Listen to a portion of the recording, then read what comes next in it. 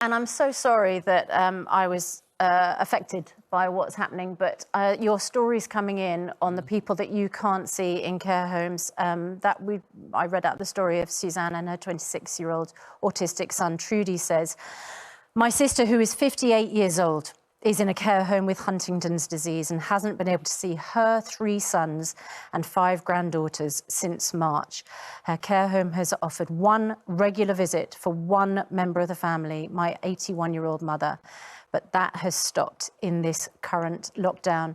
The one Christmas wish we have will be to let such a young care home resident have the joy of seeing her boys." I mean, this care home testing pilot is going out to 20 care homes.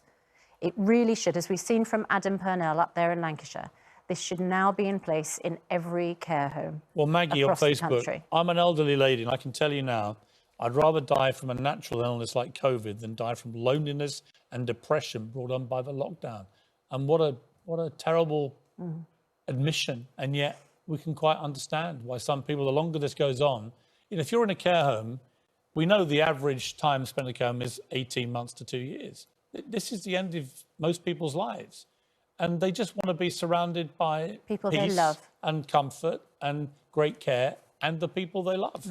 And at the moment, they just have anxiety, uncertainty, loneliness, and it's no denigration of the wonderful people who work in our care homes. They do an incredible job at great personal risk to themselves. We know how many care workers died in the first wave of this. But there's got to be some way we get through this problem. And we're going to talk to Matt Hancock later. For those who don't know, the government boycott after the break. Lots more still to come. It's Good Morning Britain. Let's get the news, travel and weather where you are now. Keep your stories coming in. Just coming up to 18 minutes past 7, still to come, 6 decades. Well, incredibly, there are reports that hospital parking charges are going to be increased dramatically for NHS staff, despite Minister's temporary free car parking pledge. We're joined now by paediatric... At least Isabel is. And Kevin. Be sexist about the window dressing. No, even he knows he's not good window. 6 o'clock this morning, yes, the Health Secretary is back. Matt Hancock will be joining us live, which ends the government's boycott of this programme after 200... Much to catch up on. 6 months, in fact. It could be quite a long interview. You won't want to miss it. You're watching Good Morning Britain on ITV. Honestly, I can't listen to any more of it.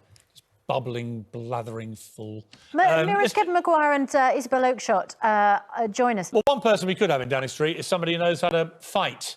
And who really knows? Well, from East London, Boyd, undisputed heavyweight boxing champion of the world with 41 victories and only 2 losses over a 15-year career, both of which he avenged. Lennox Lewis is undoubtedly one of the greatest fighters of all time.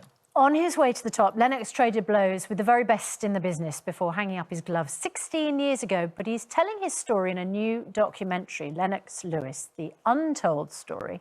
Let's have a look.